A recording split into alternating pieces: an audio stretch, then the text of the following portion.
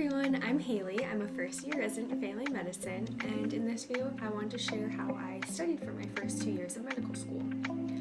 So for those of you that don't know, I went to a medical school that had problem-based learning, which we would go through cases, like a patient case in our class, and we would read the physiology of whatever system we were doing, the pathology, any pharmacology, microbiology, any sort of basically subject, and read those chapters based on the case we were learning.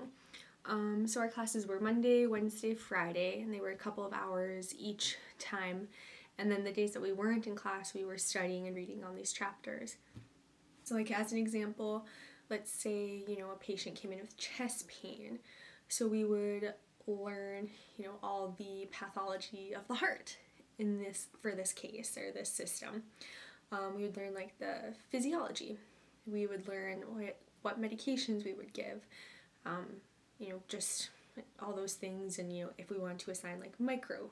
So that's how we would do it, and then we would learn like that way. So one of the big things is at my school is that we would read the chapters, read the textbooks, and you were expected to read them, the chapters more than once, so that you would get this information. A lot of the times we did not read. I would use other resources based on the chapters, a lot of other like board prep materials are out there. There's a lot of great YouTube lectures, a lot of great things. And so I was someone that I could not, sit there and read chapters for hours on end. It just would not stick with me. I like to learn visually, so I would look up a lot of the pathways. I draw things out, following along with a lecture. And so I'd, have my textbook open and I'd follow along, maybe listening to something on YouTube or like a Boards and Beyond video. But now I'm going to talk about Picmonic. That was one of the resources that I used.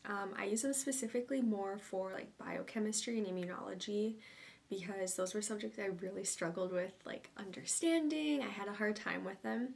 And the good thing about Picmonic is they use little videos, little cartoons to help kind of build a story.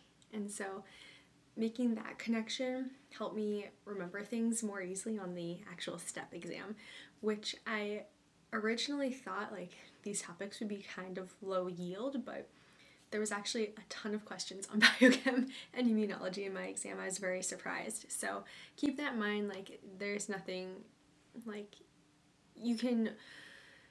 you'll never feel fully prepared for step 1 or step 2 or Comlex ever. You could study everything and you'll probably still miss something, so don't feel bad. But definitely check out Picmonic. They're a great resource and they have a lot of topics. And then I was also using Anki quite a bit for my first year, which actually helped me a lot during my first year in med school and my second year just for the exams themselves. I felt like maybe I shouldn't have prioritized Anki during step 1 prep as much as I should. I think that's kind of where I was using a lot of my time to do these flashcards, and I think I should have used it more for questions. So, do what works for you during these exams. I used Anki. I used a lot of outside materials, and I would also, kind of page through and review the book a little bit. Another great thing to do is to study in groups and also get a big whiteboard. I don't know if you can see this whiteboard, but I took this to med school. It's followed me through pre-med, med school, and now I'm in residency and I still have the same one. So definitely good to invest in a whiteboard. But I would meet with my group and we would study and go over the materials. And one thing that was really nice is that when we would do questions together, and sometimes if I would get them wrong, someone was really great at explaining this is why it should be this, let's review this, and we would just do that all day and study that way. So it was very nice. So I recommend that. Studying in a group, using outside resources. I liked flashcards for my med school exams, but not so much for step 1 studying.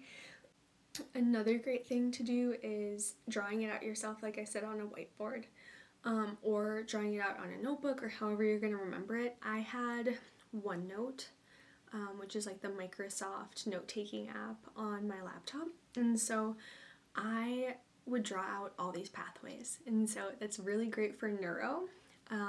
Alright, well, I think that kind of covers most of what I did for my first and second year, but thank you guys so much for watching. Have a great day. Thanks, bye.